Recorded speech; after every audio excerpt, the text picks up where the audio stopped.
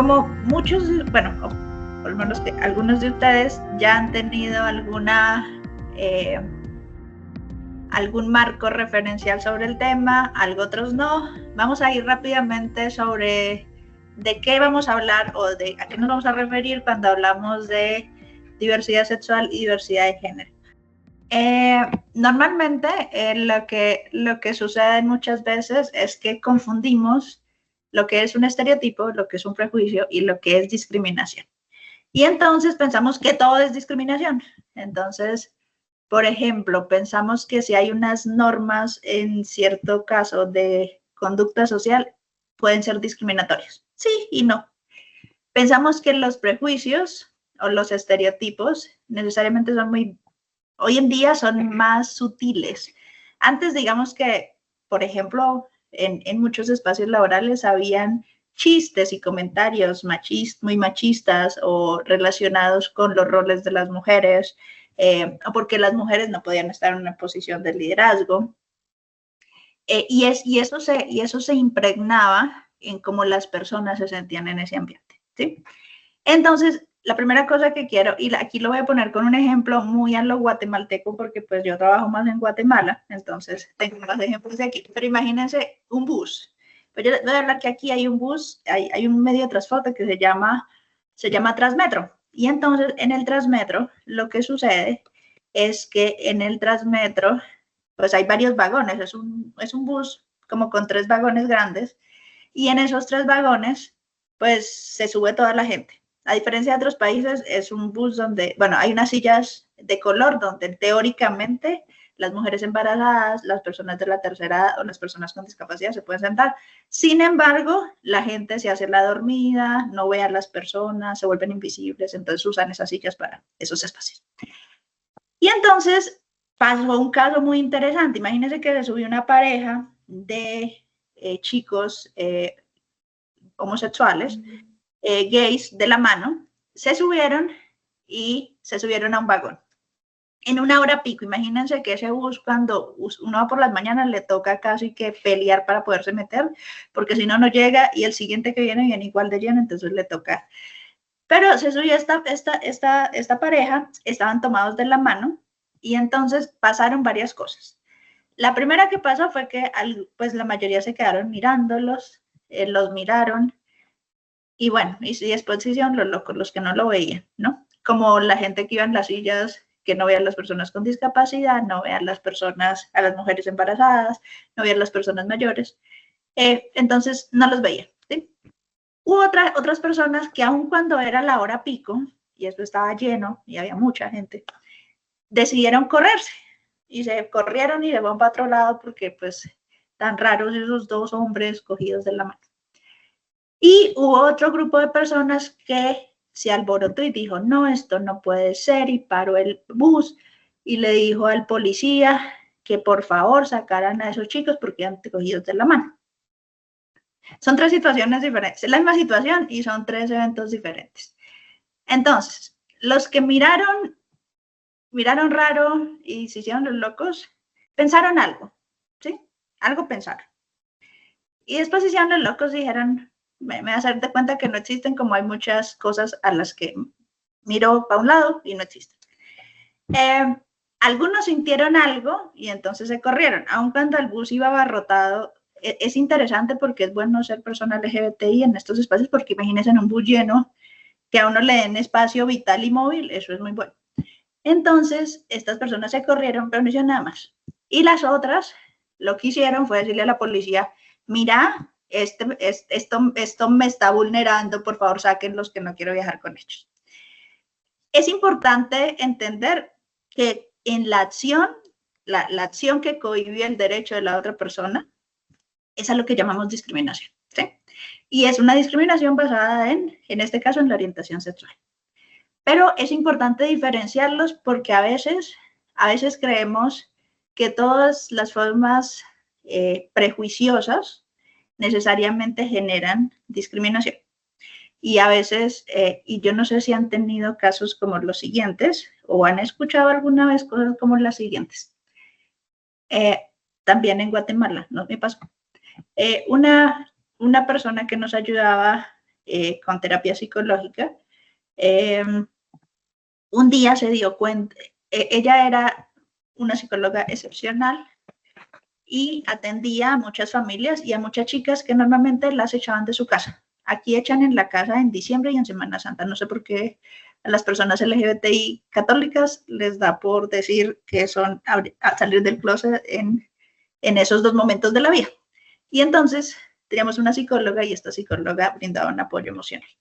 Y entonces esta psicóloga tenía una hija y un día se dio cuenta que su hija llegó a su casa y su hija tenía una novia. Y pensando en todas las posibilidades que podían darse en este momento, ella toma una posición que jamás creímos que tomara, y es que ella mete a su hija en un proceso psiquiátrico para que se cure, llamado terapias de conversión. Hay una investigación increíble que acaba de hacer Fratso sobre terapias de conversión, donde, bueno, es cosas que siguen pasando en Latinoamérica. Pero aquí es interesante porque imagínense que es como este tema de yo los respeto, pero que no los vea. Yo los respeto, pero fuera de mi casa. Yo estoy de acuerdo, o yo tengo un amigo, no sé si les ha pasado que todos tenemos amigos gays. Yo no soy homofóbica porque yo tengo un amigo gay. Entonces, traigo este ejemplo a colación porque a veces lo que pensamos, lo que sentimos y lo que hacemos, en principio no está muy armonizado. En la mayoría de los casos, pues, en principio uno debería ser congruente, pero a veces no. Y esto también le pasa a las familias de las personas LGBTIQ. O sea, por ejemplo, mi mamá hoy en día me quiere mucho, me ama mucho, pero la probabilidad de que mi mamá pueda cambió su actuar, no sé si su sentir o la forma como piensa, pero no lo puede hablar. Entonces, yo no me siento discriminada porque a su forma, que es muy su forma, aprendí a manejarlo sin que eso afecte ninguno de mis derechos y sin que yo me sienta excluida o discriminada en ningún ámbito. Sin embargo, hay un tema de cómo pensamos respecto de algo. Y bueno, y de eso quiero que hablemos un ratito. Normalmente nos han dicho, ya vi que aquí hay personas que sí han estado, que sí trabajan además con personas, entonces esto les va a parecer como muy básico, pero quiero que ahondemos un poco antes de entrar en la discusión de violencia para que todos hablemos de lo mismo. Normalmente pensamos que, o nos dijeron toda la vida que hay una norma, y que hay una norma de sexo, de género y de sexualidad, ¿sí? Cuando esto se cambia, o no es como lo vemos en este diagrama, pues entonces pensamos que estas personas que se salen de esa norma, pues entonces se genera un estigma porque no es anormal. ¿Y qué es el estigma? Es decir, es diferente a mí. Cuando algo es diferente a mí, entonces yo pienso, pues eso no pertenece a lo que para mí es normal, ¿sí? O sea, yo tengo unos límites de qué es lo que considero dentro de la norma, que entre comillas, y qué es lo que no considero dentro de esa norma, ¿sí? Entre mis parámetros. Entonces, nos han dicho que si una persona tiene un sexo masculino, un género masculino, normalmente le van a gustar las mujeres, y en el caso de si nace con un sexo femenino, pues tiene un género femenino y sexualmente le deben gustar los hombres. Entonces, ¿se acuerdan del primero que vimos? Jurídicamente hablando, los sistemas de creencias, además de querer generar cambios conductuales o querer generar algún mecanismo para que estos sistemas de creencias, que al final del día es el imaginario colectivo que puede estar en una sociedad, pueda cambiar, el sistema de creencias jurídicamente, lo único que yo puedo hacer es decirle a las personas que independientemente del sistema de creencias en el que estén, en principio, yo no puedo generar una acción, o sea, en este momento en la mayoría de países no existe una sanción penal para el tema de las creencias que usted tenga sobre alguna cosa. Tenemos libertad de creer en cualquier cosa. En el prejuicio, que es el ámbito afectivo, que es como usted se siente, y aquí viene un tema muy particular, porque la mayoría de casos que han llegado a los tribunales internacionales han sido, por ejemplo, porque en los colegios o en algún establecimiento creen que si hay otras personas que son abiertamente de la diversidad sexual se les va a pegar. Entonces alguien no se sintió cómodo y entonces, por ejemplo, en Colombia hay sentencias en relación al servicio militar porque no les dejaban prestar el servicio militar porque la orientación sexual podía afectar las habilidades para prestar el servicio militar. Y entonces ahí se generó un mecanismo de, esa fue una conducta, había un prejuicio que se genera una conducta. Y es importante entender que normalmente lo que yo pienso, lo que yo siento determina cómo me comporto, ¿sí? A veces, no todas van de la mano, pero en muchos casos van ligadas, ¿sí? Entonces es importante entenderlo. ¿Alguien quiere decir algo o tenía levantada la mano? Es que no estoy viendo en la pantalla.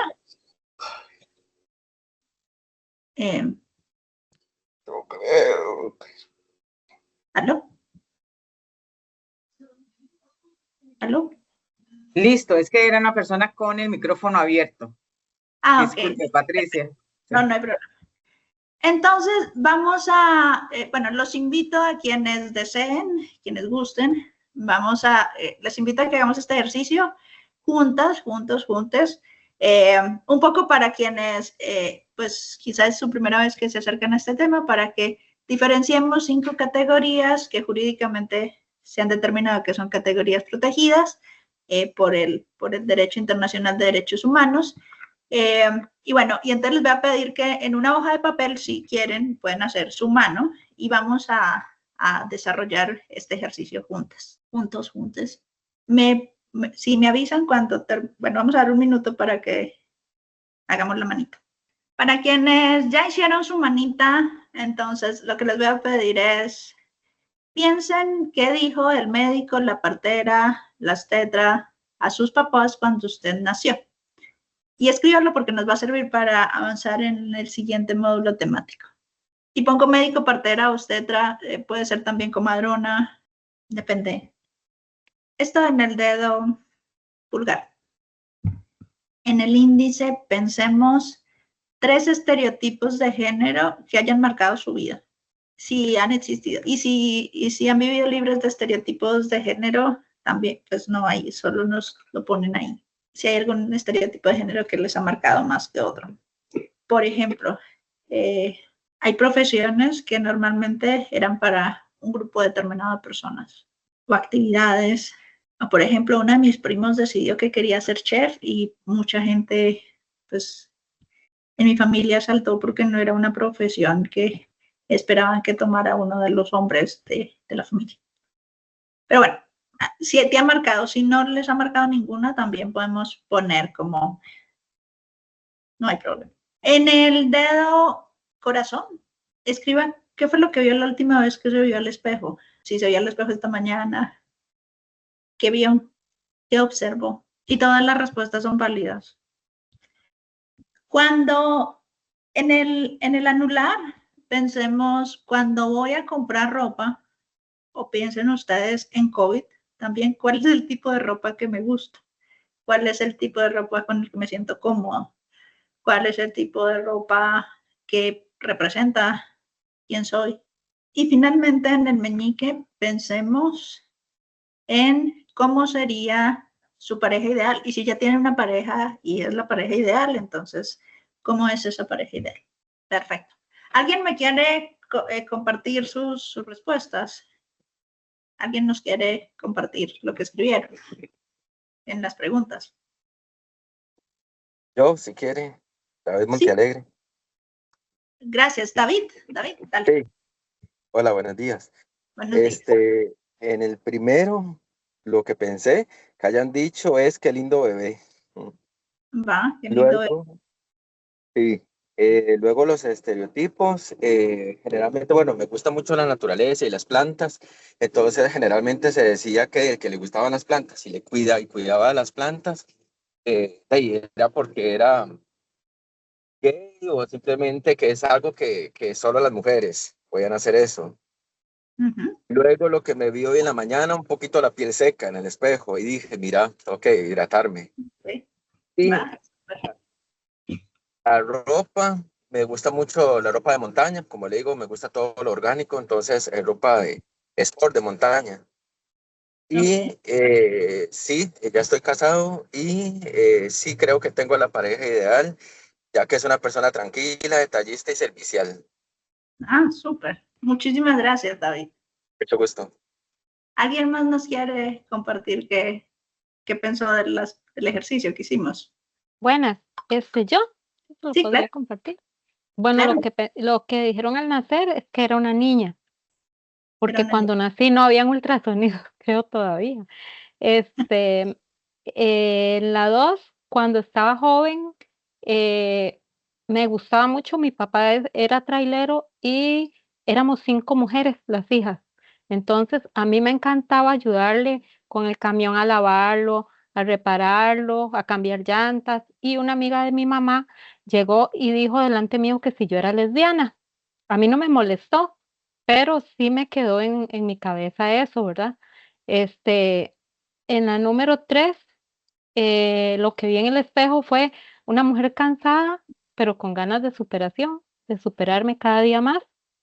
La ropa que me gusta, preferiblemente la negra, y los jeans. Y en cuanto a la pareja, sí, soy casada, y aún así me encantan los hombres negros. Mi esposo es negrito. Y que no sean machistas, que sean atentos y cariñosos. ok, muchísimas gracias. Con ¿Alguien gusto. más nos quiere compartir? Sí, buenos días a todos y a todas.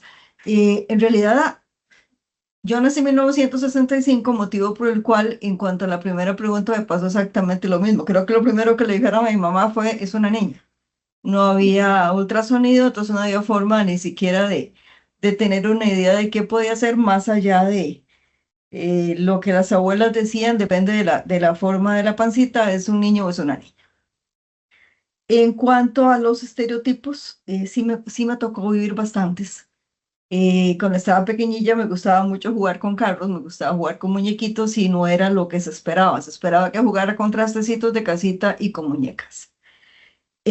Con los años también tuve que vivir estereotipo porque me gusta mucho utilizar el cabello corto y el cabello corto es masculino, punto. En igual sentido, la forma de vestir también es un estereotipo. En cuanto a lo que vi hoy en la mañana, voló mi cabello, no se quería acomodar, entonces sencillamente no se quiere acomodar, no se acomode. Vamos adelante con el día. Eh, Mi forma de vestir, me gustan mucho los jeans, me gustan los zapatos bajos, me gusta más el tipo, y soy totalmente transparente y honesta en este momento, el tipo más masculino, más de camisas. Y en cuanto a pareja, tengo una pareja desde hace 28 años y creo que es la persona ideal para mí y me ha llegado a complementar. Eso sería, gracias. Ay, muchas gracias. ¿Quién sigue? Sigue Sigrid. Ok. Adelante, Sigrid. Hola, hola, ¿me escuchan? Sí. Sí, sí la escuchamos.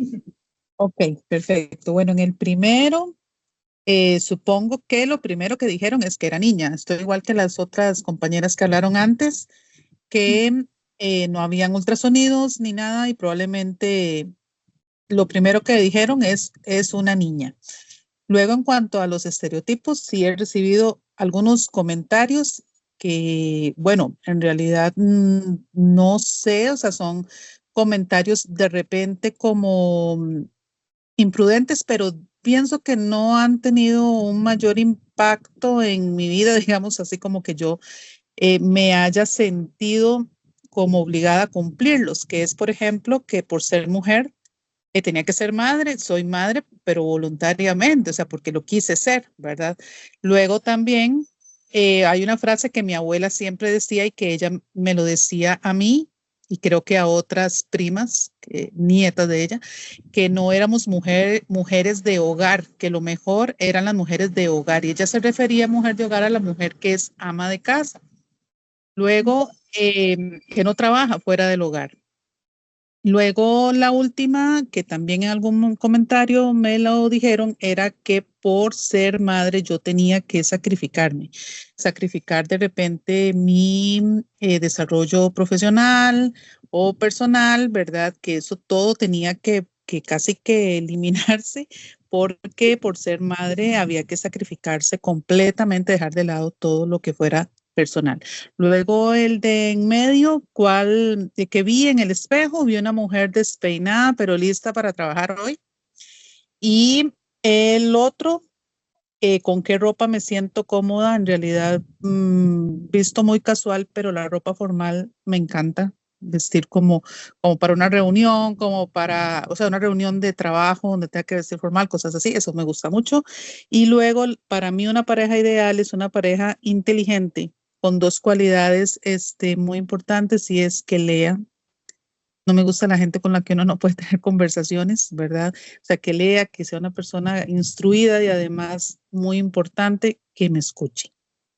Eso sería de mi parte. Gracias. Gracias. Y tenemos a Jocelyn. Adelante, Jocelyn. Buenos días. Bueno, a mí, la primera, yo supongo que lo primero que me dijeron es que era una niña, ¿verdad? Cuando yo nací a mis papás. Después de ahí, con los estereotipos, verás que hay varios. Yo soy una persona que le gusta jugar fútbol desde muy joven y siempre me gustó jugar. Entonces yo iba mucho a mejenguear y me decían que el fútbol era de hombres y que por estar ahí era que si yo era lesbiana o que si era marimacha. Que, bueno, el hombre llega hasta donde la mujer lo permite y que usted es mujer, no opine, no sabe. Bueno, lo que me vi en el espejo cuando me vi es que tenía cara dormida y que me tengo que levantar. Y con respecto a lo que son la vestimenta, a mí me gusta diferentes tipos de vestimenta dependiendo de la ocasión, pero en el día a día soy más de tenis, jeans y camiseta.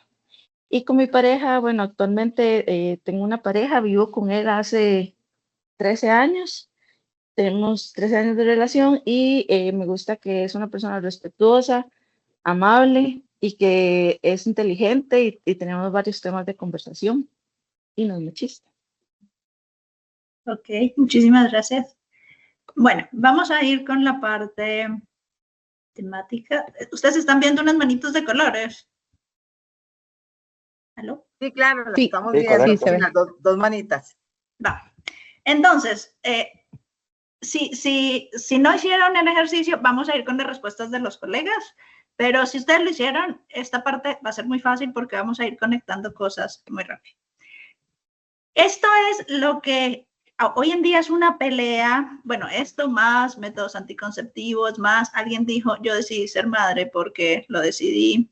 Es una pelea en todos los países porque en los sistemas de educación creen que hablar, por ejemplo, de planificación familiar, hablar sobre que existen otras personas, además de las que normalmente vemos en la televisión, en las series o en los estereotipos de familias que tenemos, pues no es la diversidad humana en general.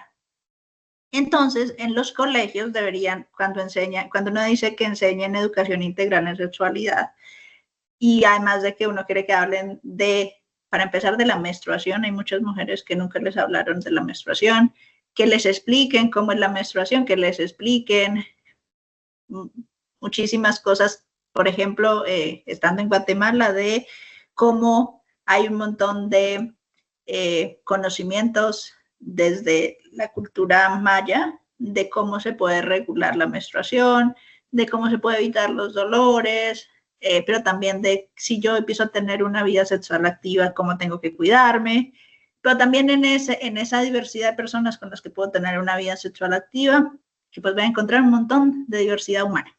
Y de eso se trata esta parte. Vamos a hablar de la diversidad humana. ¿Se acuerdan que yo les pregunté?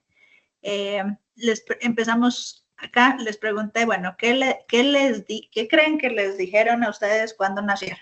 Y casualmente 3 personas dijeron que cuando mis papás no fueron a hacerse ecografías, como hoy en día en muchos países es requisito, a tantos meses tiene que hacérselas, etcétera, sino que cuando nació le dijeron es una niña, ¿sí?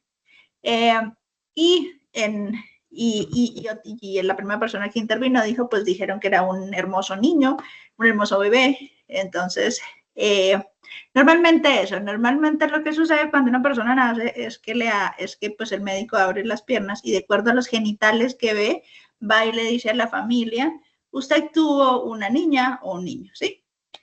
Lo que en principio, esa es la acción que se hace, ¿no? O sea, y la acción que se hace también en las ecografías es mirar qué genitales tiene, ¿sí? Sin embargo, el sexo, que básicamente lo definen nuestras características biológicas y cómo se forman anatómicamente nuestros genitales también, nos clasifican como macho y hembra. Y entonces me dicen, sí, pero no podemos decir usted es macho o usted es hembra. Bueno, en principio deberíamos poder tener mecanismos de clasificación del sexo mucho más allá. Entonces, en el derecho, porque yo les voy a hablar, vamos a hablar de la violencia y para hablar de la violencia tenemos que entender jurídicamente de qué estamos hablando.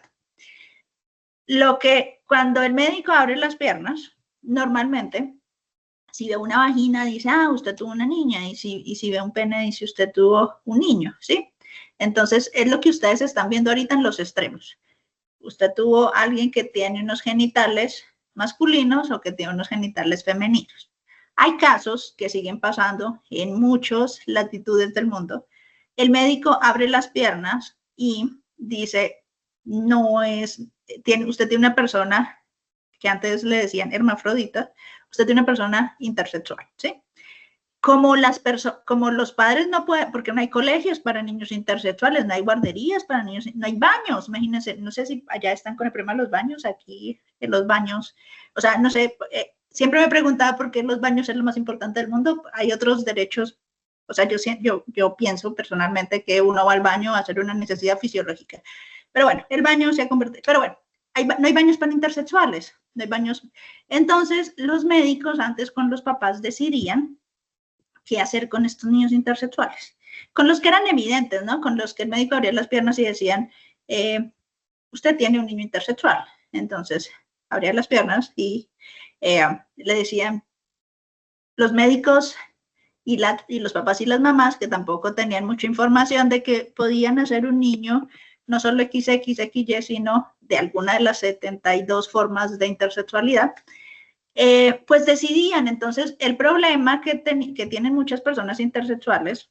antes de la Declaración de Montreal es que los papás decidían, imagínese que usted estaba esperando un niño. Por ejemplo, aquí en Guatemala, en muchas zonas del país todavía, si nace un niño, le hacen una fiesta y le hacen una sopa. Y si nace una niña, normalmente la mujer pare sola en el hospital. Entonces, pues imagínense que nació intersexual, no, pues yo quiero niño. Entonces, porque hay una simbología también, hay un tema en los niños y las niñas. Bueno, entonces nació el niño y cuando llegó a la etapa de adolescencia, pues imagínense que este niño, que realmente era una persona intersexual, pues hormonalmente no desarrolló testosterona, sino que lo que tiene es, lo que desarrolló fue una hormona femenina. Entonces, muchas personas intersexuales pelearon hace mucho tiempo y hoy en día existe un documento que se llama Declaración de Montreal, y es que los papás que tienen niños intersexuales no pueden mutilarlos al nacer porque deberían dejar que el niño tenga, bueno, primero que hormonalmente sepamos cómo van a funcionar su sistema endocrino, pero que el niño pueda tomar una decisión en relación a si quiere ser intersexual, porque hay personas que son intersexuales toda su vida, o si quiere hacer una cirugía para mirar cuál es el órgano que está más desarrollado. Esto para las personas que son evidentes. Hay personas que tienen características intersexuales y solamente cuando, por ejemplo, quieren tener un hijo, van al médico y se hacen un examen y entonces el médico le dice, no, pues es que usted es una persona intersexual. O sea, puede que tenga más características femeninas y sencillamente sea que sus órganos no se desarrollaron del todo como las características femeninas externas, o al contrario, tenga características masculinas externas y no se desarrolla así. Esto tiene que ver con la genética. O sea, existimos personas En la categoría sexo, cuando abren las piernas, cuando se miran los genitales, cómo funciona nuestro sistema endocrino, que pueden ser femeninas, masculinas o intersexuales. Y en la intersexualidad hoy en día, si quieren saber más de intersexualidad, entren a IRYA. Hay todo un grupo de personas intersexuales que han documentado vastamente casos, desde los casos donde hay mutilación y los papás deciden y después hay todo un tema en la adolescencia por el sistema endocrino, hasta personas que cuando han decidido procrear, pues se han dado cuenta que son intersexuales. Y hay hoy en día el grupo de IRYA de intersexualidad tiene identificadas más o menos 72 formas de XXY. Entonces existen personas XY con genitales masculinos, XX con femeninos y XY. Entonces realmente cuando abrimos las piernas, lo que deberían decirnos es, usted tiene una persona que en principio tiene cromosomas XX, XY o XXY. En el mundo ideal, pues los intersexuales serían muchísimo más visibles. Hoy en día, en muchos países, no existe todavía legislación y pues se sigue haciendo procesos de mutilación. Después hablamos, yo les pregunté a ustedes, díganme 3 estereotipos de género que les hayan marcado mucho a lo largo de su vida y algunos, por ejemplo, la persona, el primer colega que intervino dijo, el cuidado y sobre todo el cuidado de las plantas y la naturaleza parece ser una característica femenina que la relacionaban con otro tema y es con mi orientación sexual o con mi sexo o con otra cosa. Y entonces así, por ejemplo, hay acciones en la vida como el cuidado, como maternar, como jugar fútbol, como la mecánica,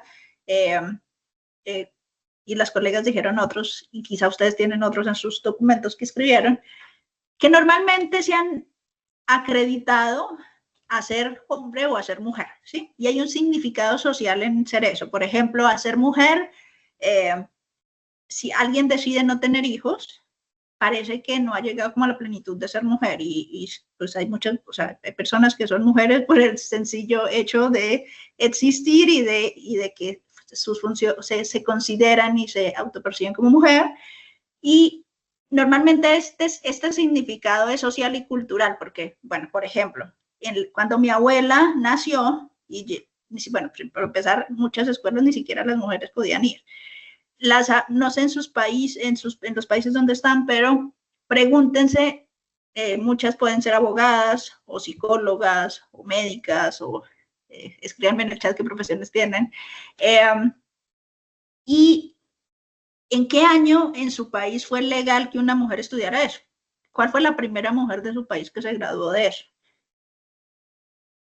Para ser abogada, por ejemplo, fue hasta después de los 50 en Colombia que las mujeres pudieron acceder a la educación superior y al acceder a la educación, y aún así había mucho tema porque todavía pensaban en un tema, o sea, imagínense lo interesante de la historia, y es que se pusieron a pensar si las mujeres teníamos el cerebro más grande o más pequeño que el hombre y si íbamos a poder estudiar en la universidad, si íbamos a poder ser abogadas, médicas. Hoy en día, mucho de esto no se discute, o sea, usted decide estudiar en la universidad y hay otras barreras al acceso, económicas, sociales, culturales, otras barreras al acceso, pero ya hemos pasado la barrera de que el género determine si yo puedo ser abogada o no puedo ser abogada. Sí, gracias a luchas que hicieron nuestros ancestros y que se las agradecemos, porque si no, no podríamos ejercer y hacer lo que hacemos hoy en día.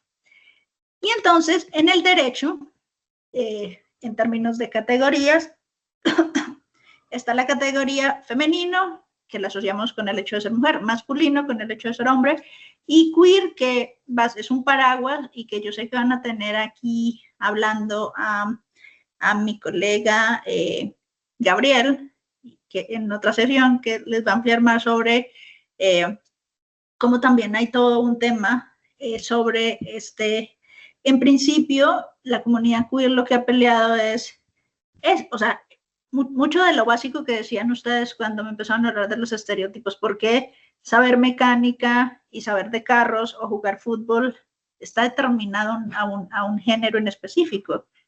No, o sea, si yo hubiera tenido hijos o hijas, o hijes, pues lo que esperaría es que mirara qué habilidades tiene y esa habilidad la desarrollaran independientemente de su género.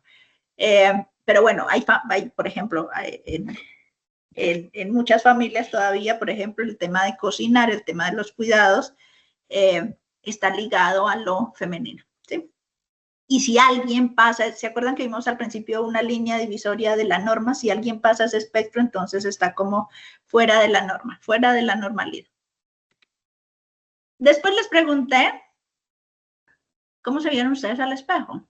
Y entonces ustedes me dijeron, bueno, alguien me dijo un poco cansada, con ánimo, despeinada, con ánimos de ir a trabajar.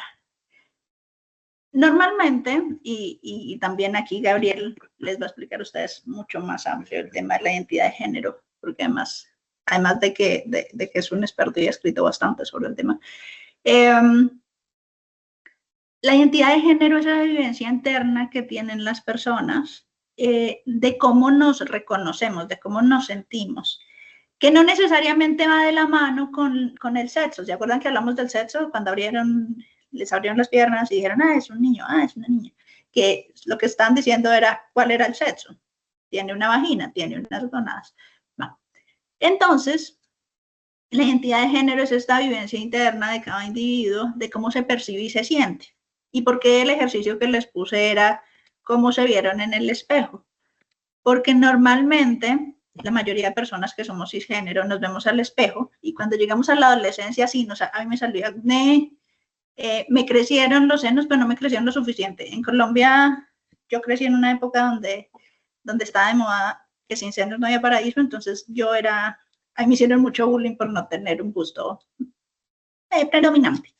Entonces, cuando yo me veía al espejo en la adolescencia, pues yo sí decía, pues sí, el busto, pero tenía más que ver con el volumen que con que si tenía mi busto o no lo tenía. Para las personas trans, verse al espejo, y si alguien, hace muchos años hubo una obra que se llamaba Disidencias, y Cabal mostraba esto, cómo las personas trans, el periodo más complejo de su adolescencia, porque es donde su cuerpo cambia, y normalmente hace una serie de cambios que no van en el sentido en cómo su cerebro y cómo es su autopercepción. La mayoría de personas de género a lo largo de la vida nos miramos al espejo y lo máximo que decimos es estoy más gorda, estoy más flaca. Para muchas personas trans el tema de la corporalidad es muy importante porque en su adolescencia, que además ustedes saben que la adolescencia es la etapa donde la mayoría de las personas, no todas, hay gente que tiene adolescencias muy tranquilas, pero la mayoría de las personas tenemos una serie de cambios conductuales en nuestra personalidad. Y si eso también está ligado a nuestra a la forma de cómo es nuestro cuerpo, pues tiene una trascendencia un poco más amplia. Entonces, ¿cuál es la categoría? Las categorías protegidas de la identidad de género son ser cisgénero y ser trans, ¿sí? Después yo les pregunté a ustedes cómo les gustaba vestirse. Y a eso de cómo nos gusta vestirse se llama expresión de género. Es la forma como todos tenemos una expresión de género, todos nos vestimos de cierta forma. Si yo ahorita les digo vamos a ir a un cóctel, normalmente cada uno va a ir y va, según la etiqueta del cóctel, va a ir y va a comprar una serie de ropa, pero normalmente toda la ropa que usamos lo que hace es expresar es una manifestación externa de quiénes somos. ¿Qué color me gusta? Hay colores que no me gustan, hay colores que sí me gustan, hay colores con los que me siento bien, hay ropa con la que me siento bien. Piensen en pandemia con qué ropa se la pasaban. Yo tenía una sudadera que no me quitaba porque me parecía cómoda, porque me sentía bien, porque... Entonces, la forma como nos vestimos, que básicamente es la ropa que usamos todos los días, normalmente expresa rasgos culturales. Si estuviéramos en otra época, pues quizá no estaría de moda lo que estamos usando hoy. Y quizá en 10 años, cuando miremos las fotos del día de hoy, digamos, uy, tan fea esa moda, porque el momento histórico determinado era diferente y el patrón considerado cultural era diferente. Entonces, y si ustedes ven la foto de sus abuelas o sus abuelos, pues cómo se vestían quizá era totalmente diferente, porque están en un momento histórico determinado también. Entonces, en la expresión de género, normalmente, cuando yo voy a comprar ropa, no sé si a ustedes les pasa, a mí me pasa mucho, normalmente hay ropa para hombre y para mujer, y sobre todo me pasa con los zapatos. Yo no sé si ustedes se han dado cuenta, no sé cuántas, quizás los colegas me apoyan, cuántos hombres, cuántas mujeres, cuántas personas hay. Voy a ponerlo hay nombres que pueden ser binarios, entonces no sé, o hay personas que pueden no ser binarios, pero bueno, en general, por los nombres, porque tampoco tenemos las cámaras ni tuvimos el suficiente tiempo, hubiera sido genial tener más tiempo para poder conocernos todos y presentarnos. Pero normalmente ustedes van a comprar ropa y hay ropa para hombre y ropa para mujer. Los zapatos para hombre, para empezar, son más cómodos, son de mejor calidad y duran más. Los zapatos de mujer, si usted quiere unos que tengan estas dos mismas características, son hiper caros. Entonces, pero si usted va y, por ejemplo, o sea, también tiene que ver con la horma y todo, pero hay ropa que no necesariamente tiene que ver con el género. Por ejemplo, las camisetas. Voy a poner un ejemplo, las camisetas blancas. Vaya usted a comprar una camiseta blanca. Y vaya y toque las texturas. Y las camisetas blancas que están en la sección de hombre son de mejor calidad que las que están en muchas secciones de mujer. En el mismo almacén estoy hablando. ¿Por qué hablo de esto? Porque hemos puesto la expresión de género como un tema masculino o femenino, tanto que comprar una chaqueta que te gusta, que está en el área masculina, entonces tú vas y entonces la señora te dice, es para tu papá, y yo, no, es para mí, me la quiero medir. O sea, se te vuelve una cosa tan compleja, comprar una chaqueta, que quizá para las mujeres no las hacen porque todas las chaquetas de mujeres son corticas, porque creen que a todas nos gusta el ombligo, y a mí no me gustan chaquetas así, entonces voy a la otra. Pero en la otra sección, todas las personas que me atienden tienen una idea preconcebida de que esa ropa es de hombre. Entonces yo le estoy comprando a mi hermano, a mi tío, a mi prima y papá, ¿sí?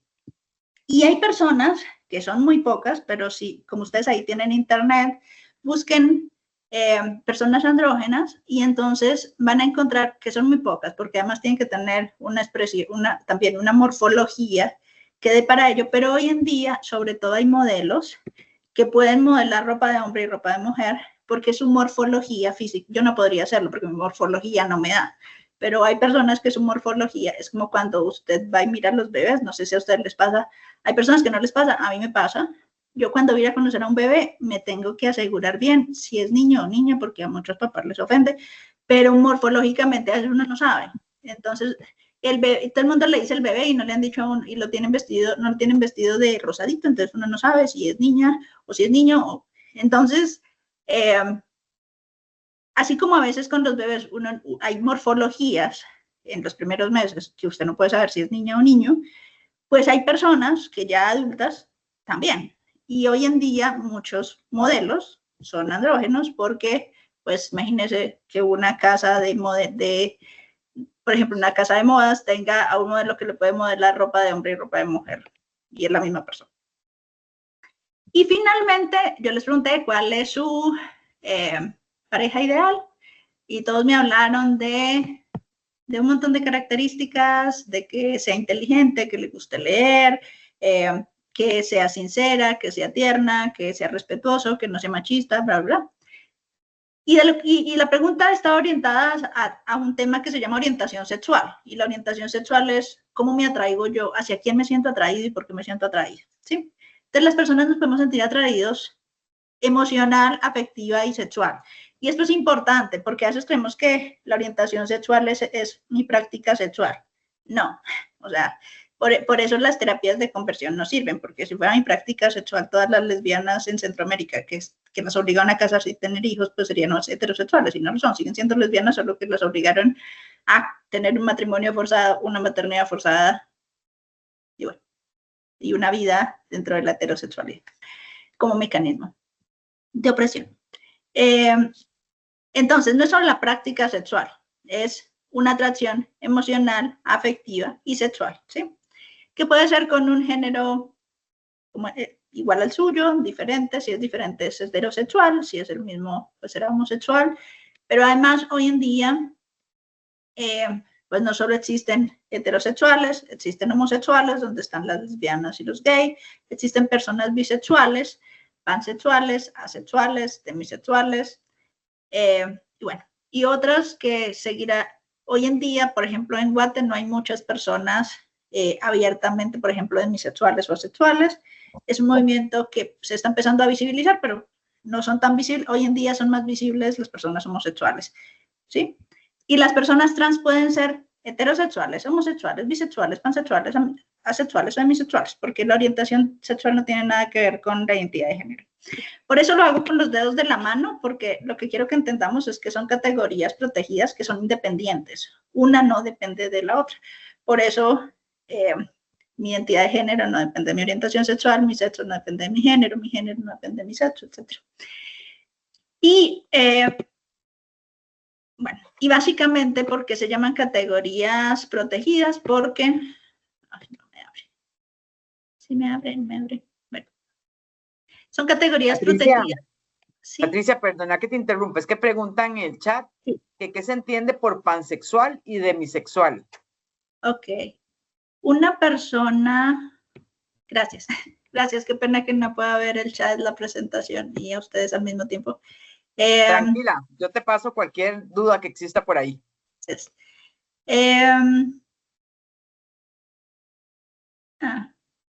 Gracias.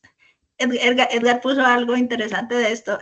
Me imagino que cuando yo estaba hablando de cuando uno va de compras, él dice que hay este tema de rasurarse, hay como navajas de afeitar que son mucho más baratas y mucho más efectivas las de mujeres. Y bueno, y así pasa con muchos artículos, muchos. Y bueno, vamos con la pregunta de qué se entiende por pansexual y demisexual.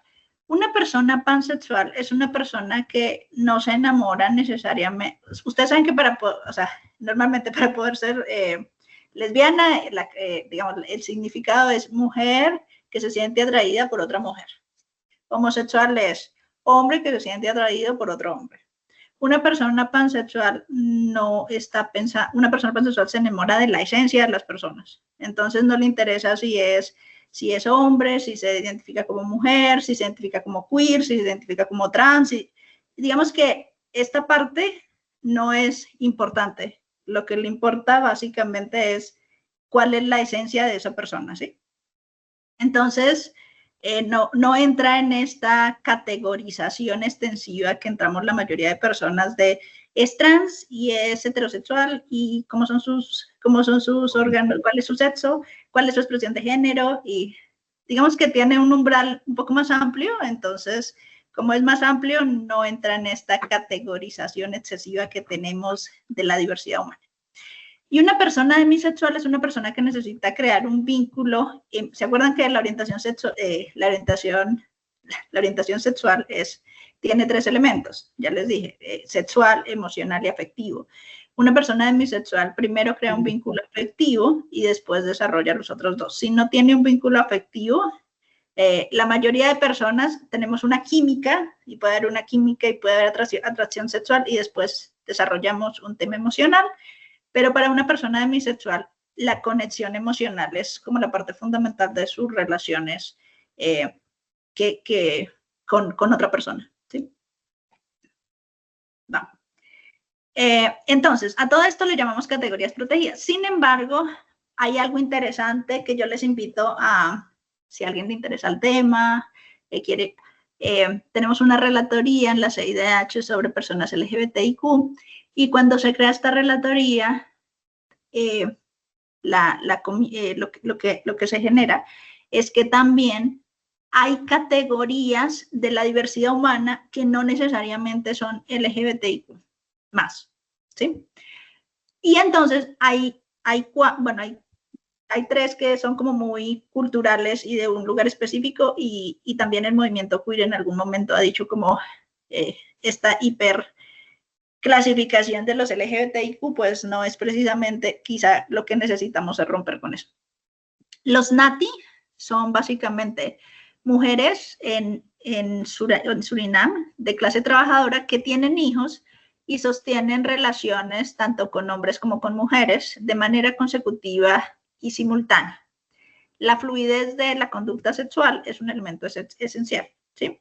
Entonces, hay personas en Surinam que se denominan MATI, y al considerarse MATI, se consideran parte de la diversidad humana. En Canadá hay dos espíritus, que es una persona que tiene tanto, en espíritu tanto femenina como masculina, y el género es un continuo que incluye muchas identidades, orientaciones sexuales y diversos roles sociales en una comunidad determinada. Esto es en Canadá. Los Muche, que están en México, los Muche son personas que se les asignó el sexo masculino al nacer, usan ropa y se comportan de acuerdo a una identidad femenina y son vistas como un tercer género en México. Y ya les hablé un poco del movimiento queer, que lo que dice es como una de sus puntos de debate es como hay una sobreestandarización de la diversidad humana, que básicamente el objetivo sería como deconstruirnos de todas estas formas heterosexuales, patriarcales, clasistas, racistas que nos han impuesto, para solamente respetar la diversidad humana como es. Y todas estas son categorías protegidas, por lo menos por la Convención Interamericana de Derechos Humanos.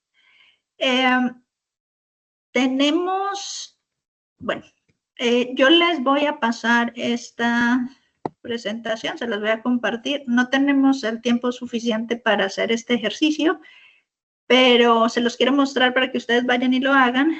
Pero lo primero que, digamos que hay como varios escenarios, porque vimos sexo, género, identidad de género, para que ustedes los puedan hacer y por aquí, después de que lo piensen, pues tienen como las respuestas. Yo les paso esta presentación para que lo puedan hacer. Bueno, pero ¿por qué explicamos todo esto? Porque normalmente la violencia se genera de los mecanismos de estigma que existen. ¿Se acuerdan que hablamos del estigma, del prejuicio y la discriminación? Y entonces, hace bastantes años, en el 70, empezaron a hablar hubo personas, sociólogos, que empezaron a pensar en cuáles son esos elementos que desnaturalizan a las personas en relación a su cuerpo, en relación a su orientación sexual o en relación a otras categorías protegidas. Por ejemplo, ¿qué pasa cuando además hay temas de etnia, hay temas de religión, hay temas de migración?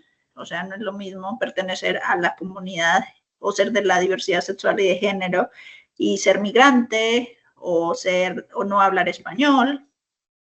Y entonces, lo que sucedía es que hay dos formas. Hay desacreditaciones que son visibles y hay desacreditaciones que no son tan visibles.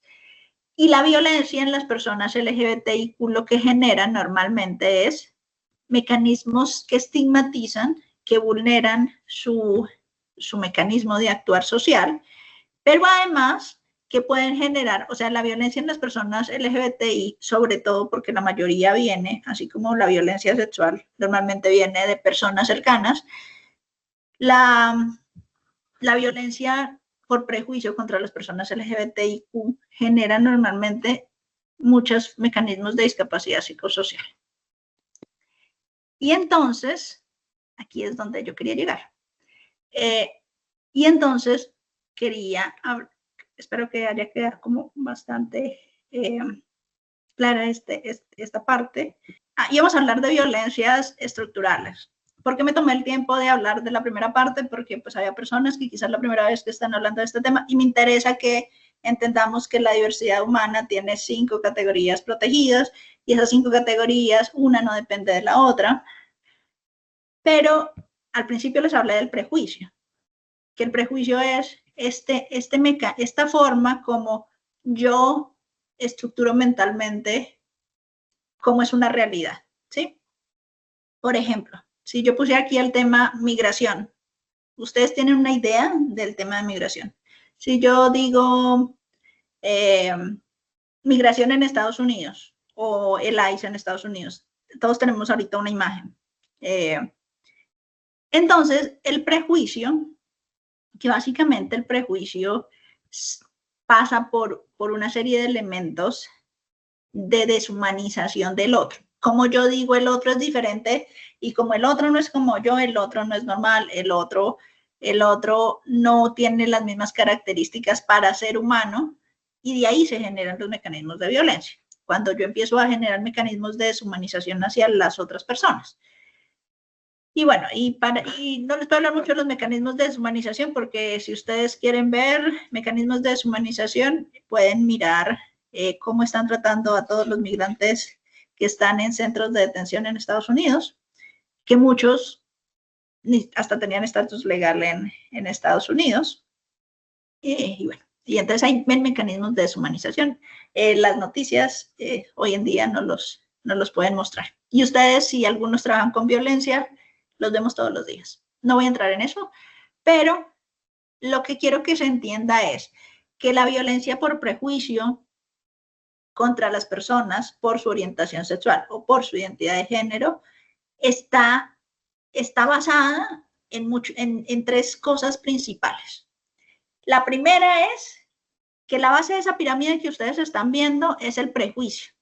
¿Qué es el prejuicio? El prejuicio es esta idea preconcebida que yo tengo de decir todos los migrantes tal cosa. No sé, si ustedes tuvieron una relación y les fue mal con algún hombre, entonces uno dice todos los hombres no son todos los hombres, ese hombre con esas características específicas, esa persona con esas características específicas.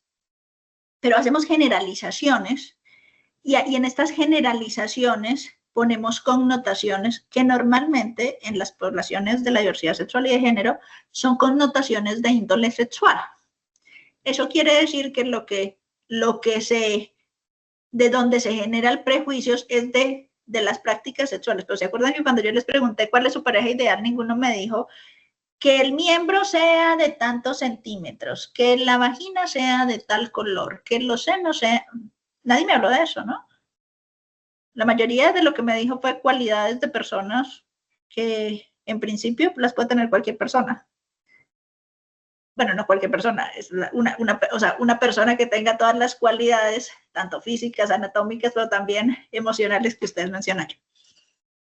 Pero si ustedes analizan los prejuicios contra la comunidad, por ejemplo, con esto del tema de los baños o de los colegios, es que parece que es como creo que piensan que es como el COVID, que si estás al lado se te va a pegar y te vas a convertir. Y no es como una religión, no te conviertes, porque tu práctica sexual no necesariamente es tu orientación sexual. Entonces, hay personas que son heterosexuales y en algún momento de su vida tuvieron prácticas con una persona de su mismo género y no por eso son homosexuales, ¿no? Bueno. Entonces, el prejuicio en este grupo está basado básicamente en un tema sexual, ¿sí? Y entonces, aquí se dan tres cosas importantes. Hay una violencia que jerarquiza y normalmente nos dice aquí están los heterosexuales y aquí está el resto. Los homosexuales, los bisexuales, los pansexuales, etc. Y aquí están pero es muy curioso porque una gran parte de la comunidad trans es heterosexual. Pero entonces hay una jerarquía porque además si sos trans, o sea, si sos homosexual, normalmente pero si sos trans estás acá. Pero los trans son homosexuales también, son heterosexuales también. Entonces, nos crean mentalmente una jerarquía de que es mejor persona quien es heterosexual y forma una familia. Sí, hay personas buenas que son heterosexuales y hay personas buenas también que son homosexuales y crean una familia. Entonces, hay una jerarquización, pero esta jerarquización ¿qué hace? Excluye, porque ¿cuántos de ustedes trabajan? Y si alguien tiene dentro de sus grupos y trabaja con personas trans que sean parte de su equipo laboral, de su fuerza laboral, en las organizaciones que ustedes están, ¿cuántas personas trans trabajan? ¿Con cuántas personas con discapacidad trabajan? ¿Con cuántas personas migrantes trabajan? Quizá ahí puede subir el número. Pero la mayoría de las personas van al colegio y en el colegio jamás se encuentran con una persona trans o con una persona abiertamente homosexual, porque la mayoría de homosexuales, por razones obvias de no sufrir violencia, en el ámbito académico no dicen que son homosexuales. ¿Cuántas personas fueron a la universidad con personas abiertamente homosexuales o trans. ¿Cuántas personas trans acceden en sus países realmente a la educación superior? Si no es que hay una violencia excluyente y entonces dice lo que decían aquí hace unos años, es que todas las mujeres trans son trabajadoras sexuales. Bueno, echemos el cuentico para atrás. La mayoría de mujeres trans son excluidas de su familia en la adolescencia cuando empiezan a decir que no se sienten en el cuerpo que es, que no, la familia las echa a la calle. Si está en la calle y es menor de edad y la encuentra el Estado por alguna razón y la lleva a un hogar de estos de acogida que tiene el Estado, ninguno de esos mecanismos tiene una atención diferenciada y especializada para jóvenes trans. Entonces, normalmente estas adolescentes, lo que pasa es que se van de esos hogares, se fugan de estos hogares, quienes pueden o quienes no esperan a los 18 años y sufren un montón de violencia institucional, que no la voy a hablar si quieren. Ahorita vamos a ver un video para que la resumamos, porque me parece que no viene el caso hablar de cada caso. Y después vas pues no accediste a la educación porque ningún colegio quiere educar a una persona trans, porque el primer problema es, ¿y los baños? O sea, ¿por qué no ponen baños? O sea, no sé cuántos baños hay en sus casas. Yo estoy viviendo en casas donde solo tengo un baño y pues todas las personas tienen que ir al mismo baño porque no tengo dos.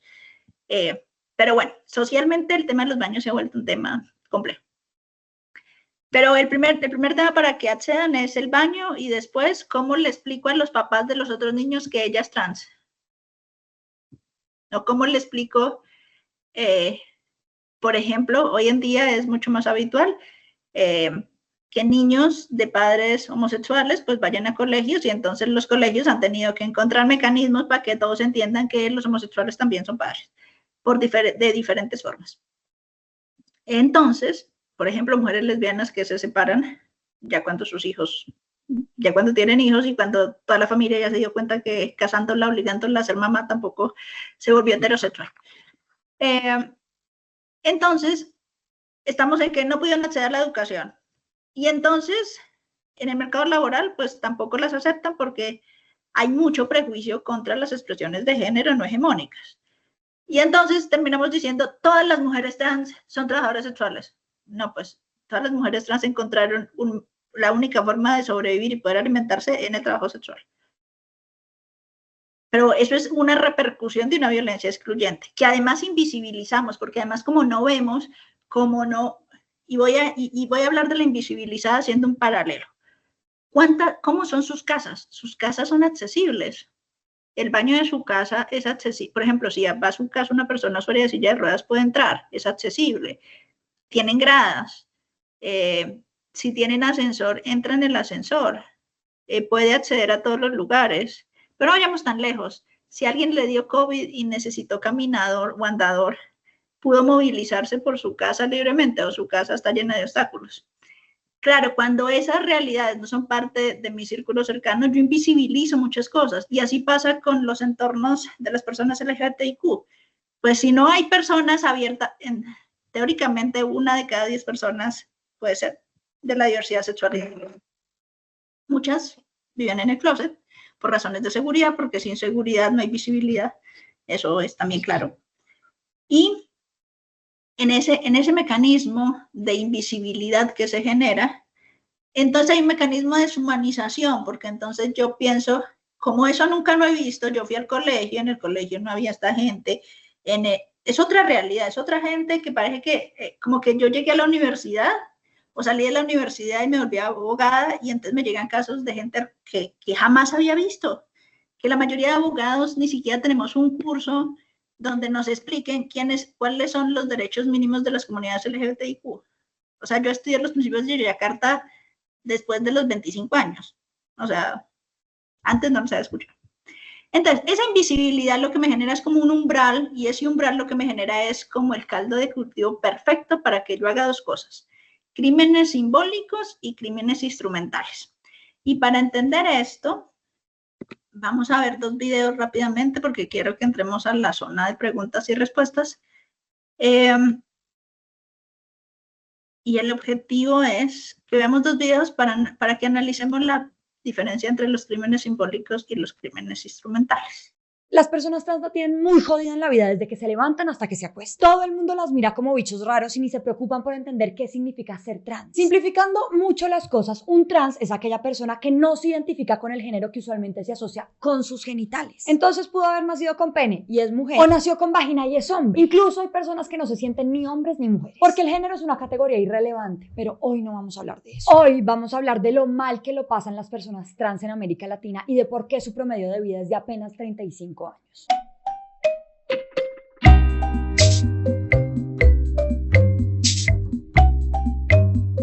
Yo soy una mujer y a cada rato me tratan como si fuera un hombre. El portero, el taxista, el señor del bus, el domicilio, todos me dicen: buenas, señor, ¿cómo está? Imagínese que todo su día se lo gastara corrigiendo a la gente en algo tan básico. Es difícil conseguir trabajo. Me cuesta hacer cualquier vuelta porque mis papeles dicen que soy hombre. Me viven acosando en la calle. Los policías me cascan cada vez que pueden. Me prohíben la entrada hasta en las discotecas gays. Mi familia me rechaza y me niega. Mis amigos y mi pareja tienen vergüenza de mí y me esconden. La gente me mira muchas veces con asco. Los hombres me buscan solo para tener sexo. Entrar a un baño se convierte en una encrucijada porque me miran rayado en cualquiera de los dos. Me toca aceptarle a un psiquiatra que estoy enferma para que me entreguen mis hormonas. Pero esto no es una enfermedad mental. Y si eres un hombre trans, nada de esto mejora. Empezando porque somos invisibles para todo el mundo. El Estado no sabe quiénes somos. A las organizaciones de derechos humanos se les olvida ponernos en sus informes. Incluso los sectores LGBT nos dan la espalda. Cuando voy caminando por la calle, el ejército me pide la libreta militar. Pero como no tengo, pues me requisan, me manosean el pecho y la entrepierna. Me hacen quitarme la camiseta en la calle y me humillan. Como no existimos, los médicos no saben cuál es el paso a paso para afirmar nuestra identidad. Entonces nos embuten testosterona y terminamos llenos de acné, nos da embolia y problemas cardíacos. Nos violan para corregirnos y demostrarnos quién es un verdadero hombre. Encima de todo, nos matan. Y nos matan de maneras especialmente crueles. Dayan tenía 35 años cuando la mataron. Era una mujer trans que vivía en Antioquia sin estudios y que le tocó ser una trabajadora sexual. En septiembre del año pasado le dispararon 9 veces. Dayan es uno de los tantos ejemplos de lo terrible que lo pasan las trans. Su muerte es la consecuencia obvia de toda una cadena de injusticia. Es como si las mataran de a poquito. Al principio comienzan a sentir depresión, estrés, son más propensas al consumo de drogas y no tienen a dónde ni a quién acudir. Después abandonan sus estudios porque se sienten fuera de lugar o porque las expulsan. Luego, como nadie se quiere juntar con ellas y la mayoría no pudo estudiar nada, al final muchas terminan viviendo en lugares rodeados por la pobreza o la delincuencia y en ocasiones expuestas a las enfermedades y a la violencia. Adivine cuál es el resultado de todo esto. Las matan o se suicidan. Y las malas noticias siguen. Cuando a las personas trans las asesinan, por lo general no se sabe quién fue ni por qué lo hizo. Porque las autoridades no se preocupan por registrarlas como trans. Porque a veces la gente no quiere denunciar esa violencia por vergüenza o porque no quiere quedar expuesta en público. Porque los medios y los gobiernos se vuelven un 8 informando sobre estos casos. Preguntarse esto es importante porque las denuncias indican que la violencia contra trans suele ser horrorosa. Mucho más que en el resto de asesinatos. En 25 países de América Latina los niveles de violencia contra ellas son altísimos. Y por todo eso encontramos casos como estos. En 2013 en México a una mujer trans la encontraron tirada en una carretera. Le habían desfigurado la cara con un bate. Le habían sacado un ojo. Le rompieron varios dientes. Le mutilaron los genitales, los dedos de las manos y de los pies y quemaron su cuerpo. En 2008 una mujer trans en Honduras la apuñalaron 17 veces. En la garganta, en la espalda, en el estómago, en los brazos. El responsable fue un policía que le exigió que tuvieran sexo. Y cuando ella se negó, pues la mató. En Brasil las apedrean en la cabeza hasta que las matan. Les cascan con botellas rotas, las apuñalan, les disparan cuando se acercan a los clientes en los carros y les meten un disparo si no les gustan las tarifas que les ponen. En Bogotá en el 2015 un hombre trans fue detenido por la policía. Lo llevaron a la UPJ y 15 minutos después lo reportaron como muerto. Aunque la policía dijo que fue un suicidio, las fotografías de su cuerpo muestran signos de tortura. Esto que les acabamos de contar pasa en todos los países de América Latina. Las personas trans son desechables y a nadie parece importar. Pero esto no tiene por qué ser así. Si hacemos cambios pequeños como quitarles el estrés por los baños, empezar a hablar del tema desde el colegio, dejar de ignorarla y dejar que convivan con nosotros como personas comunes y corrientes, ese día seguro no les vamos a dar en la jeta hasta verlas morir. Es entender que el problema no es solo el que dispara el gatillo o apuñala, sino la sociedad entera que las excluye desde que nace. Y también podemos hacer cambios más grandes como montar sistemas de información más fiables, que nos muestren en qué situación están y qué necesitan, que los policías no las levanten a pata cada vez que quieren, que sepan cómo manejar los casos de violencia en su contra, que los médicos no consideren que ser trans es un trastorno mental y que haya una apuesta de la sociedad para acabar con la desigualdad. El gobierno y las empresas podrían contratar a cierto número de trans para sacarlas del trabajo informal. Podrían darles becas para ayudarlas a educarse. Y también sirve que nosotros tengamos estas discusiones cada vez que podamos, porque la gente le tiene miedo a la diferencia. Y ese miedo se traduce en agresividad. Y esa agresividad significa vidas de mierda para las personas trans. Por eso no es suficiente mandar a la cárcel a unas cuantas manzanas podridas. Eso soluciona parcialmente el problema. Cuando nos discriminan y no reconocen nuestro género. Cuando nos echan de las casas. Cuando escriben sobre nuestras vidas de manera desinformada. Cuando no presionan a sus colegios y lugares de trabajo para que nos incluyan. Cuando nos niegan la entrada a Teatrón y al resto de bares. Cuando se burlan del amigo al que le gustan las trans. Eso también nos está matando. Eso es injusto. No cuesta nada ponerse en los zapatos de los otros.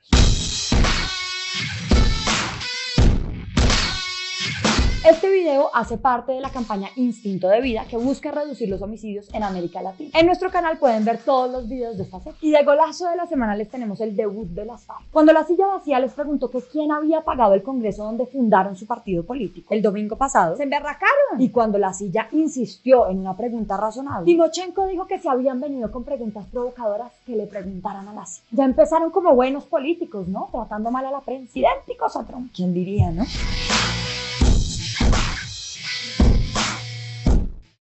Bueno, y se acuerdan que en la pirámide estaban los crímenes estructurales y los crímenes simbólicos y los crímenes, estamos hablando de la violencia estructural, los crímenes simbólicos y los crímenes instrumentales. Entonces, los crímenes instrumentales son como el que vimos de la colega, donde hablaban en el video las chicas trans, diciendo de este caso donde hubo muchas formas de tortura, le sacaron un ojo, la golpearon, le pusieron muchas puñaladas, creo que con las primeras 10 ya estaba muerta. Estos son crímenes que su objetivo es dar una lección al resto de la población trans de que si se comportan como esta persona, le va a pasar lo mismo. Y los otros son... Y esto básicamente lo que genera es una simbología de que ser diferente es igual a que seas deshumanizado y tu vida no tenga un valor igual a una persona cisgénero. Y finalmente, en los crímenes instrumentales lo que sucede es que cosas como las que decían el policía dice, nunca se investiga, hay un nivel de impunidad mucho más grande, ni siquiera se toma en serio la violencia, por ejemplo, entre parejas del mismo género. Y todos estos bemoles, pues lo que generan es que a las personas LGBTI las estén matando por prejuicio, que era básicamente el tema de esta sesión, que tiene muchos sí, hemos retrocedido. Sí, como antes de ponerles el video, en Argentina también ahora tenemos bastantes discursos de odio y creo que es en toda la región. O sea, yo creo que, y esta es mi opinión muy personal, creo que la violencia política y simbólica hacia las poblaciones LGBT y hacia los derechos de las mujeres es una bandera hoy en la política. Entonces, sí, creo que sí, lo que dice la compañera Laura es cierto, pero también quería decir que Argentina también la está pasando mal ahora con muchos de los retrocesos que se están dando. Pero bueno, y la colega Karen escribe que hay demasiado respeto. Y ella dice que sí se ha logrado investigar la violencia doméstica. Qué bueno, en términos jurídicos aquí, por ejemplo, en Guate, la mayoría de parejas lesbianas que sufren violencia no se ha generado. Gracias, Edgar, Edgar también nos comparte. Bueno, y me gustaría ahora escucharles si tienen preguntas, comentarios sobre lo que vimos. Tenemos más o menos 20 minutos para ello. Y bueno, les escucho si tienen algo o si no, podemos seguir con el tema de la violencia estructural, con otros ejemplos. Vamos a ver. Patricia, hay una manita levantada de Keira. Adelante, Keira. Hola, muy buenos días. Tengan todos, todas y todes. Patricia, muchísimas gracias por la presentación, muchísimas gracias por el recorrido que nos has hecho en este ratito. Para quienes no me conocen, mi nombre es Keira Martínez, yo soy la presidenta de Asociación Transvida acá en Costa Rica, organización referente en temática trans y en temática no binaria y LGBTIQ+. Nosotras hemos sido protagonistas de las principales acciones a nivel político y gubernamental que se han venido implementando en el país desde prácticamente el 2010, 2015, donde se aprobaron las primeras políticas públicas alrededor de estos temas. Yo nada más quisiera basar mi comentario, primeramente, decirte que el contenido está muy acertado a las vivencias actuales que tenemos todas las poblaciones diversas. Sin embargo, quiero hacer mucho énfasis en el hecho de la violencia estructural que recibimos más que todo las personas trans. Y quiero traer un comentario a colación porque precisamente es algo que identifiqué desde el principio, desde la inscripción a esta conferencia, donde el formulario tenía una pregunta sobre el sexo asignado al nacer para poder inscribirnos a la conferencia. Esto en sí es una violencia estructural para las personas trans, para quienes no lo saben. El hecho de enviarte un formulario, el hecho de hacer un trámite donde vos tengas que exhibir tu sexo asignado al nacer, ya es un espacio inseguro y ya es un espacio donde te vulnera a vos como persona diversa y a vos como persona que te identificas con un género distinto al sexo que te asignaron en tu nacimiento. Entonces, esta violencia estructural se replica en todos los medios, en todos, absolutamente todas las líneas y los espacios en los que pasamos las personas trans, porque precisamente hablando de una violencia sistematizada, no solamente es el hecho de que los políticos tomen una bandera contraria, antiderechos, fascista, autoritaria en cuanto a lo que es el tema de los derechos LGBTIQ+, sino que más bien toman a las poblaciones como moneda de cambio para polarizar a la misma sociedad. Y eso es lo que ha pasado precisamente acá en nuestro país.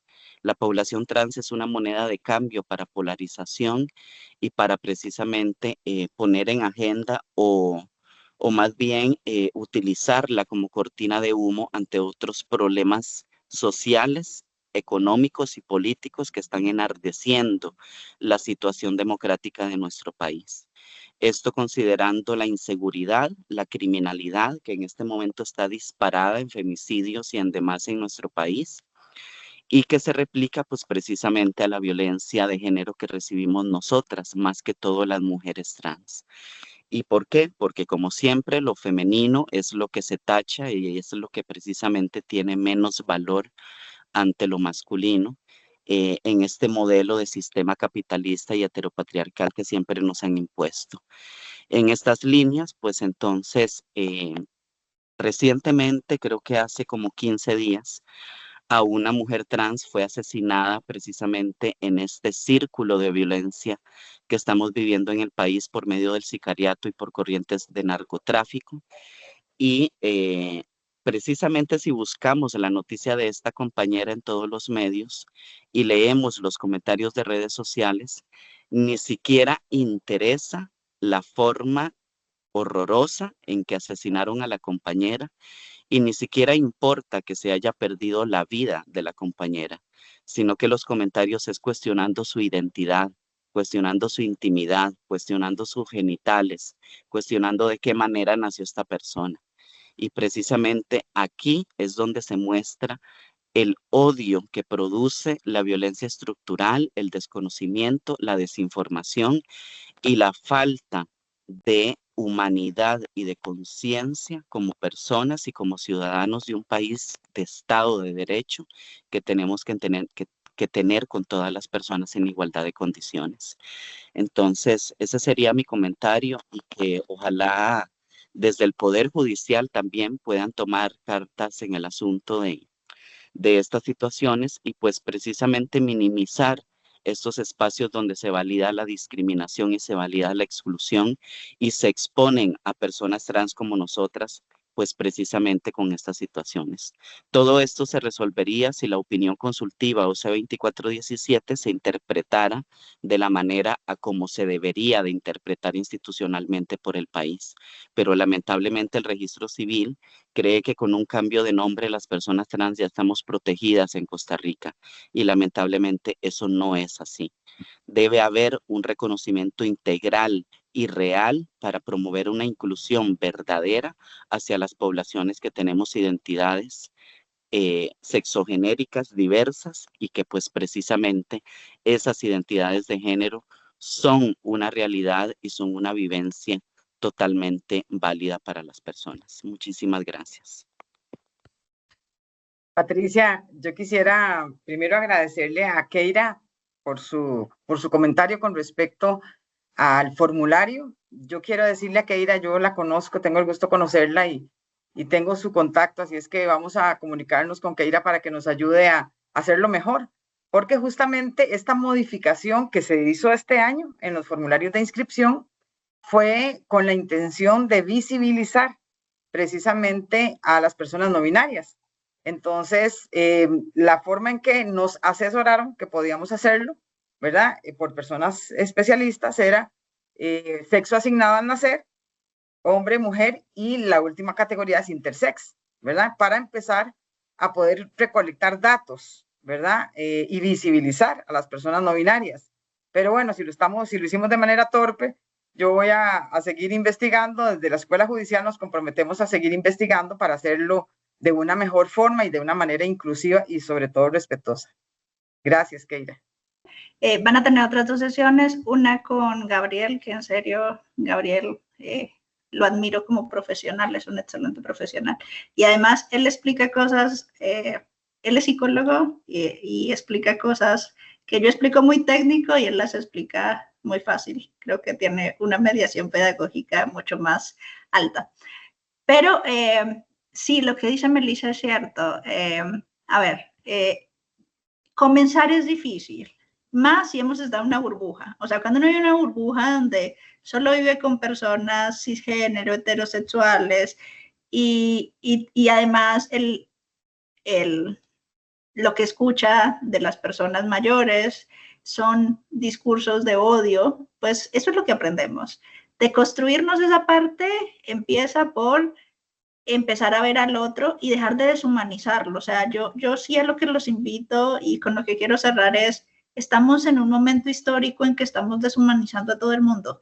Estamos deshumanizando a los venezolanos que están en todos nuestros países, estamos deshumanizando a las personas trans, y cuando deshumanizamos a alguien, ya ni para qué te cuento qué es el clasismo, el racismo, el elitismo, ¿qué me importa? O sea, si tú ya ni siquiera ves al otro como humano, como persona, como que merece dignidad y respeto, en ese momento, históricamente, en serio que estamos pensando en un mundo y vamos a naturalizar también lo que le está pasando a la gente en Palestina y estamos naturalizando lo que le está pasando a la gente en las fronteras y estamos naturalizando lo que le pasa a la gente que migra en estas caravanas súper riesgosas y estamos naturalizando que los discursos de odio contra las personas LGBTI estén en los medios, estén en la política, estén en mi casa.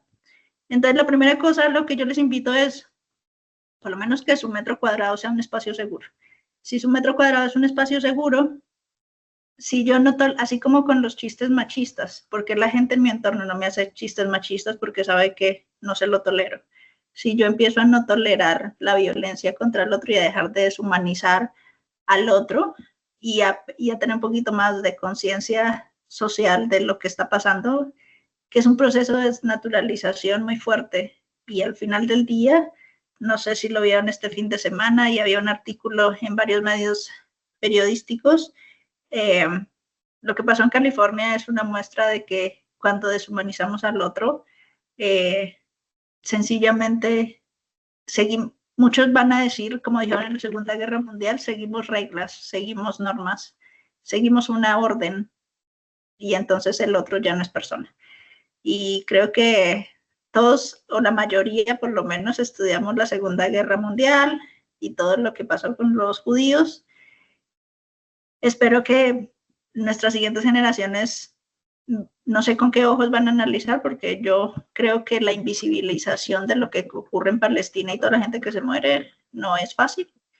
Entonces, así como no es fácil toda la gente que se muere invisibilizada trans, porque además, no sé en sus países, pero aquí la siguen, aun cuando vivieron trans toda la vida, como la única que la puede enterrar es la familia, entonces la entierra así, le impone la identidad de género que ellos le asignaron al nacer para enterrarlo. Entonces, me voy con esto. Muchísimas gracias por la invitación, en serio, y muchísimas gracias a quienes se quedaron hasta este momento.